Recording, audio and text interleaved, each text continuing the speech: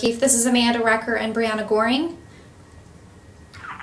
Hey Amanda, how are you doing? Pretty good. We had a scheduled interview for today. Are you still able to do that with us? Yes, I am. Go ahead. I'm ready for it. Let me go ahead. I'm going to pull up the same list of questions that you sent me. Okay. Well, let's just start at the beginning right now. We were curious how you came into the career of crisis negotiation to begin with. Certainly. How many folks, if you don't mind, how many folks am I on speaker with? Just two. Myself okay. and... Yourself and your colleague? Yes. Perfect. Okay. The field is a very narrow and small population of individuals who, one, will become a crisis and or hostage negotiator, and it bears the name of two, and there's a reason behind that. And the way I came about it was I was a police officer in Hillsborough County for 10 years, and about my third year in, I made a decision that you'll take a track. You pick a track and you kind of run with that. Some guys take the SWAT route. Some guys go with the bomb team, the dive team. It's a specialty track. Not everyone does that because it's all voluntary, and I decided I would go with, at that time, what was known as the crisis management team as opposed to the crisis negotiation team. And so it was just a personal decision of coming into it. I'd love to tell you a great story of how I wanted to save the world, but that's not the case. So what type of training do you get when you pick this track and go towards becoming a crisis manager? Absolutely. There's several different things that you can do. Obviously, continual education has to occur. At the University of North Florida, at a place, a location called the Institute of Police Technology and Management, iptm.org or .com is what it is. They host several courses, and those are a level 1, a level 2, a level 3. Those are three distinct one-week courses that deals in abnormal psychology, the use of third-party intermediaries, the history of negotiations, where it was at, where we are now, how to negotiate for a human life as opposed to a barricaded,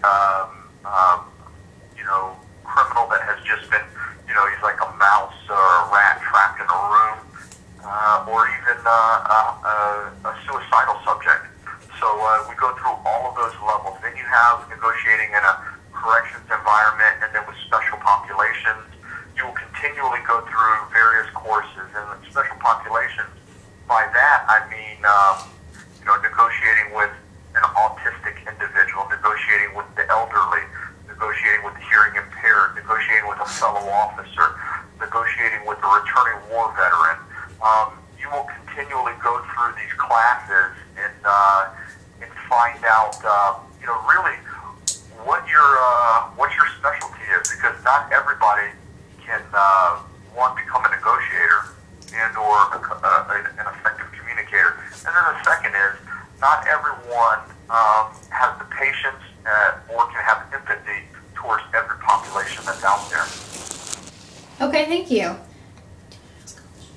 Yeah. Hi, this is Brianna. We haven't met. I just wanted to... Brianna, how are you doing? I'm doing well. Our next question for you is, what is the typical environment, meaning when you're negotiating with someone, what is the typical environment that you're in? Are you with a team, or is it just one-on-one? It's a good question, and the question is, it's basically, you will be on a public street. Let's say you're negotiating with an individual who's barricaded themselves in a structure, a house, a dwelling, something of that nature. You're going to shut the streets down. You're going to be out on the road.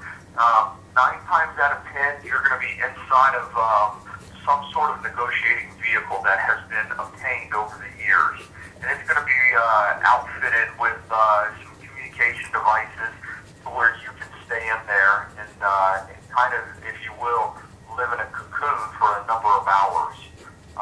In that, you're not going to ever go out by yourself. As a matter of fact, you have to have at least one other negotiator with you at all times. That individual will be known as your backup negotiator or your secondary negotiator. So they're going to be with you. The second part of that is, typically speaking, you wouldn't even go out with just two. You would take out an entire complement. The team that I was on was made up of 11 individuals, and we would send out every single person on the team would get a page to come out. But then if you go to Jacksonville, they have two different teams made up of 15 people on each team, but they're only on call 6 months out of the year. I was on call 365 days out of the year. Does that make sense? Yes, thank you. Okay, yeah. Our next question is, what is the preparation that goes prior to being put in the negotiation situation? Are you briefed before you arrive? Are you briefed on the situation and even maybe past the person's history? I think you have to go back a little bit further to answer that question properly, and it would be this. There has to be a lot of pre-incident education and pre-incident planning, even before you get, if you will, even before you're handed the responsibility by the agency to ever respond to an individual in a state of crisis, because that's what you're doing. And what you have to do is you have to attend all of those training days and really demonstrate your ability to understand each of the positions within the negotiation cell. And once you've done that, then you can become, if you will, that primary negotiator, which, by the way, does not resolve the situation. The negotiator who's on the phone is not the one who's actually going to resolve the situation. It's going to be those team members that are behind you that are dealing with all of the intelligence management aspect of the actual episode. Once you're activated, there's several ways of activation. The first is, let's go with the standard barricade suicide. An individual is experiencing depression, has not been clinically diagnosed with any type of mental illness, and wants to kill themselves. That would be a bona fide call that would happen religiously around the United States, probably as we speak. And you would just get a call that says, "Hey, we have an individual that patrol has responded to. They have been unsuccessful in their attempts to communicate with them. We're going to need some other individuals with a better skill set than what we have on scene." You would come out there. In any case now I'm going to fast forward, whether it's a barricade suicide, a barricade suspect, or a barricade hostage taking. Whatever the case may be, the very first thing that you have to do is you have to interview the initial first responder. Face to face, voice to voice. I don't want to hear a third party through any other formats, meaning supervisors or other people who are on scene. You have to have that given to the intelligence gatherer of your negotiation team, and then from there, you're just going to continually build upon the foundations that you have already in place. You'll try and identify the individual. Once he or she is identified, then you'll begin doing a background check on them, doing weapons checks on them, finding out what has gotten you to this point. And that takes about 3 hours. Typical call-outs last anywhere from 4 to 6 hours, so it will take you a good 2 to 3 hours to get all of the vital information that you're looking for. Okay, so you talked about different areas of the team, either intel management or primary negotiation leader. So Certainly. out of all of these different aspects, what do you think is the hardest job when you are in this crisis negotiation team?